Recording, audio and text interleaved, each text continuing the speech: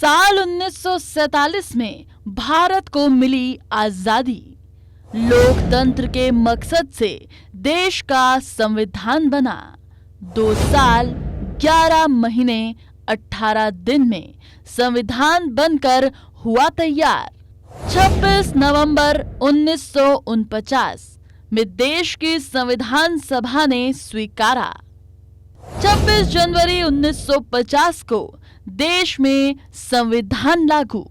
देश इस साल अपना 75वां गणतंत्र दिवस मना रहा है। वहीं 26 जनवरी का दिन हर भारतीय के लिए बेहद खास होता है। ये दिन भारतीय नागरिकों को लोकतांत्रिक रूप से अपनी सरकार चुनने की शक्ति को दर्शाता है। भारत के इतिहास में ये दिन कई तरह से महत्वपूर्ण है। यही वजह है कि इस दिन को पूरे देश में हर्षोल्लास और उत्साह के साथ मनाया जाता है। इस राष्ट्रीय त्योहार की अपनी एक अलग खासियत है, जिसके चलते लोग इसे धूमधाम से मनाते हैं।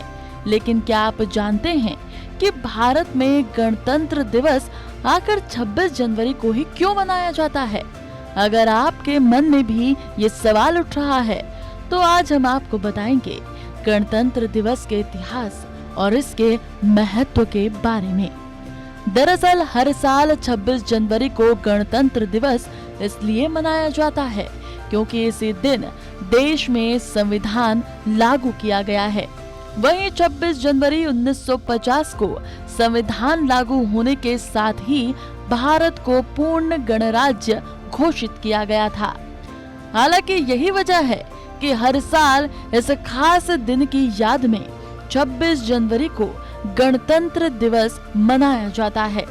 दरअसल साल 1974 में भारत को मिली आजादी के बाद इसे लोकतांत्रिक बनाने के मकसद से देश का संविधान बनाना शुरू किया गया।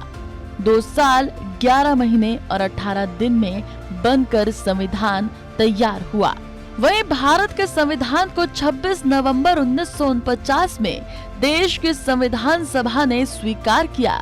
हालांकि इसके बाद अगले ही साल 26 जनवरी 1950 को पूरे देश में ये संविधान लागू किया गया था। वहीं 6 नवंबर को स्वीकार किए गए भारत के संविधान को लागू करने के लिए 26 जनवरी का दिन ही क्यों चुना गया? ये सवाल लगभग हर लोगों के मन में आता होगा। संविधान लागू करने के लिए इस तारीख को चुनने का भी एक खास मकसद था। दरअसल 26 जनवरी 1930 को अंग्रेजों की गुलामी के खिलाफ कांग्रेस ने भारत को पूर्ण स्वतंत्र घोषित किया था। वहीं ऐसे में पूर्ण स्वराज का प्रस्ताव लागू होने की इस तिथि के महत्व को ध्यान में रखते हुए संविधान लागू करने के लिए 26 जनवरी का दिन चुना गया था। 1950 में इसी दिन संविधान लागू करने के साथ ही देश को पूर्ण गणतंत्र घोषित किया गया और तब से लेकर अब तक हर साल 26 जनवरी को गणतंत्र दिवस मनाया जाता है। वहीं आजादी के साथ ही देश के लिए इस संविधान की जरूरत भी महसूस हुई। ऐसे में इसे बनाने के लिए एक संविधान सभा का गठन किया गया था। इस सभा ने 9 दिसंबर 1946 से संविधान बनाने का काम शुरू किया था। भारत की इस संविधान सभा के अध्यक्ष डॉक्टर राजेंद्र प्रसाद थे। हालांकि संविधान की ड्राफ्टिंग समिति के अध्यक्ष डॉक्टर भीमराव अंबेडकर थे। तो वहीं डॉक्टर भीमराव अंबेडकर ने भारत के संविधान को बनाने में एक अहम भूमिका निभाई थी, जिसकी वजह से उन्हें संविधान निर्माता भी कहा जाता है।